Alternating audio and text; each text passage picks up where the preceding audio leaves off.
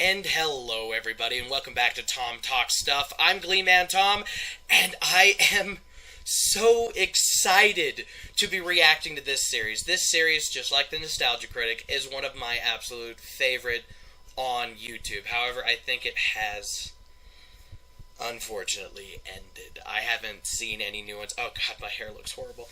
I haven't seen any new ones out for a long time, and it's just sad. And when I look back, I realize I haven't watched an episode of After Hours for like a year. And that kind of startled me. So I figured, you know what? I'm going to react to these because I enjoy them so much. It'll be fun to go back through them. There's just something about these four people. The eccentric but lovable Daniel O'Brien, the always adorable Katie, the pretentious but likable Siren, I apologize if I got that wrong, and the always hilarious Michael. And just seeing these guys and girl hanging out and just discussing pop culture at a diner late at night, I don't know why it grabbed me as much as it did, but it did, and I love it. Now, if you only discovered what After Hours was because of my description of After Hours, you need to go down into the link below, and you need to watch the original channel, because they deserve every view, every like, every subscribe, every bit of revenue they can squeeze out of this web series, because I absolutely love it. So what are you doing, Cracked? Get over here and copyright claim these videos and every future After Hours reaction, because if you can even make the smallest, the tiniest, the most insignificant amount of revenue possible from my reaction videos by getting ads on there, then I'll actually be happy to support the show in some way.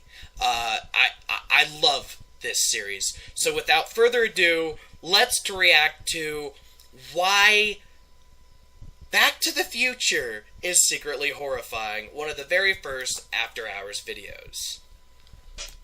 Alright, without further ado, let's react to After Hours. Yes! Soren, not Sauron, Soren. I like the opening. They don't do that later on.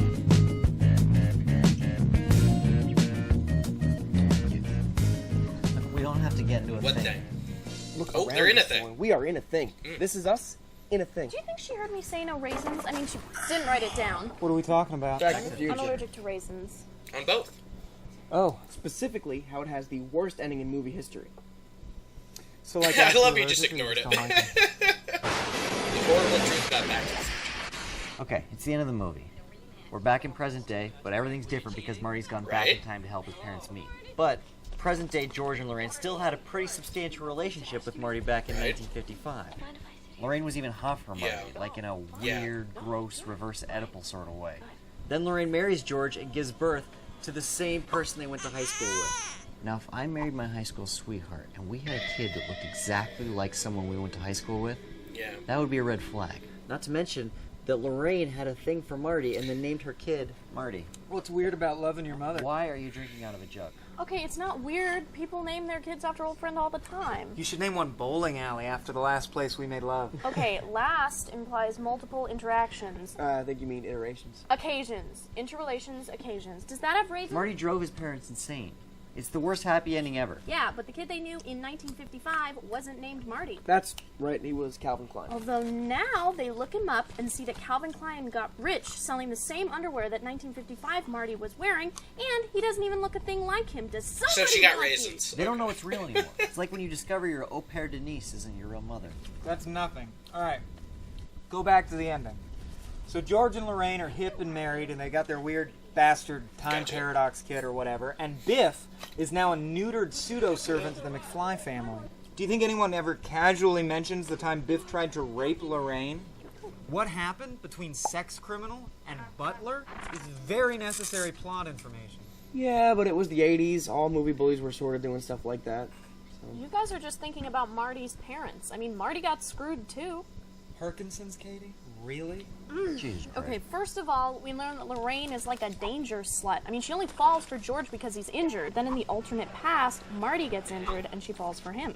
That's the basic plot of the movie, yes. But it shows that she's not actually attracted to George. She's just attracted to danger and accidents. No, she's just nurturing. Yeah. It's danger. I mean, she only eventually falls for George Yeah. after he fights off Biff mid-rape. I mean, in Lorraine's eyes, someone getting hit by a car, hot. Someone getting punched in the face, hotter. Someone getting punched in the face while being raped, hottest. What? She's getting excited I too. don't see what this has to do with Marty. Can you imagine finding out that your mom is some sort of sex fiend that can only orgasm when danger is involved? I mean, Marty had to figure that out firsthand. Look at their faces. Imagine your mother in Except the context Michael. of that sentence No. right now. No. Denise. Okay, that's gross and weird, and so are both of yours, but still not the Okay, worst what thing to come is? out of Back to the Future. Dan, the man has a disease. It's clearly not what... Okay, so we're back at the dance. Oh. Marty is performing for his parents. He wants to Okay. play something young, something hip. The clear choice is Johnny Be Good, the Chuck Berry song. And in a clever little twist, Chuck's cousin calls Chuck and has him listen to Marty's song over the Yeah, phone. okay, I and get in an it. astonishing display of musicianship, Chuck learns the entire song via phone and releases his hit single, Johnny Be Good, shortly thereafter. Now, poor Chuck Berry, whose only real crime was loving music. And armed robbery. And videotaping women while they urinated. And thirsting for freedom. In the Back to the Future mythology, Barry is an unapologetic thief. But Marty still learned the song from a Chuck Berry recording, so technically, Chuck is still the song author. Well, unless you think that the timeline split, and As in that hot as timeline splitting gets me, this is about rock history, a subject about which you are clearly... Ooh. 1. Black people invented rock and roll. don't patronize me. Counting's gay. 2. White people stole credit. When the Rolling Stones covered a Muddy Waters tune, it was called rock and roll. But when Muddy played it, it was a slave record. Eventually, white people gave the credit to the people who deserved it. Ooh, Yeah, black yeah, people. don't yell that in a crowded. But then, Marty stole it back. That's a stretch. Oh, I am in no way finished. What is the first thing Marty does? The first person he talks to when he goes back to 55. The mayor! And he tells him to be The mayor. black mayor. The first thing Marty does. Walks up to a black guy working a cash register and says, "One day you will be mayor." And he says, "Say, mayor." No, bad I like the voice, sound of bad that." voice. Black You voice? sound like a blender. The idea hadn't even occurred to him. Marty Yeah. was this random Oh, black guy don't who ruin pushed one of me my to succeed favorites. in 1955. It can't ruin The this year the movie. civil rights movement It started. can't. Okay, Nothing can so ruin that movie. you're saying... Black people invented hoverboards. Close. The always I'm saying hilarious I Michael. wouldn't be surprised if the original rough draft of Back to the Future was just Marty time traveling and crafting black history. Go mess around with peanuts, George Washington Carver. Go play some basketball, Michael Jordan. Go be Oprah.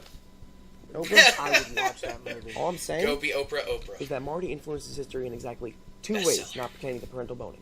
1, he gives black people the idea for rock music. And 2, he gives a black guy the political aspirations the year the civil rights movement that started. is a little. Okay. Yeah. Huh.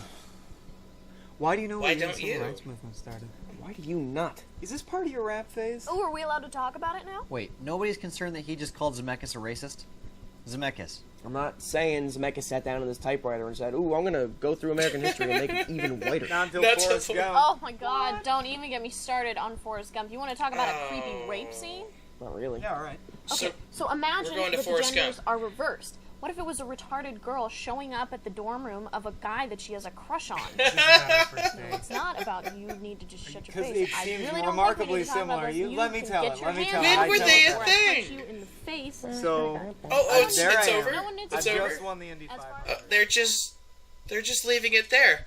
Okay. Well, I'm a little disappointed they left it there. I was actually a little more interested in the story they were telling off into the credits, but that was such a fun video. So yeah, the whole Biff thing, you know, going from where he was back then to where he was present day, after Marty corrected the timeline, that does kind of need to be explained. He was a lot different, but at the same time, too, yeah, the whole their kid looks exactly like the kid they went to high school is also a little concerning, you know? When you look at it from that aspect, and then you go to Daniel's they took away black culture, which I never thought about before. Well, I mean, I've seen this video years ago, and I probably thought about it then, but it's been so long that I didn't remember the specifics.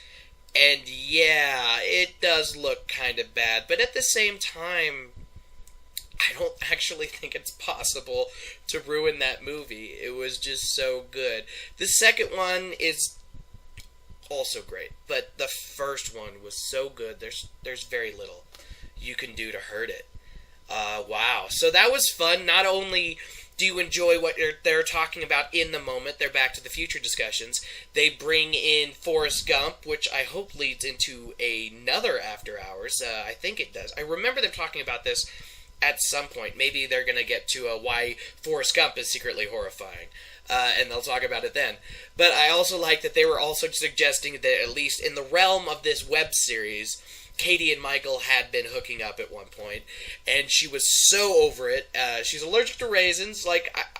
That's what I love about it. It's also Nostalgia Critic, too. These web series have their own little world with these own little recurring things going on, and you're rewarded more so from watching it from the beginning to the end than you are just watching each video. Each video can be watched completely by themselves and enjoyed, but you are rewarded to a greater degree by watching it all the way through. And those are the web series I enjoy the most. So again, this was so much fun. I can't wait to do another one. That's going to be great. If you enjoyed this video, possibly like, maybe subscribe. I would love another subscribe, people. If there's something else you want me to tell me to react to, put it in the comments below. And I think that's everything. I hope you have a wonderful rest of the day, wherever you are, morning, afternoon, or evening. Take care, everybody. Peace out. Bye.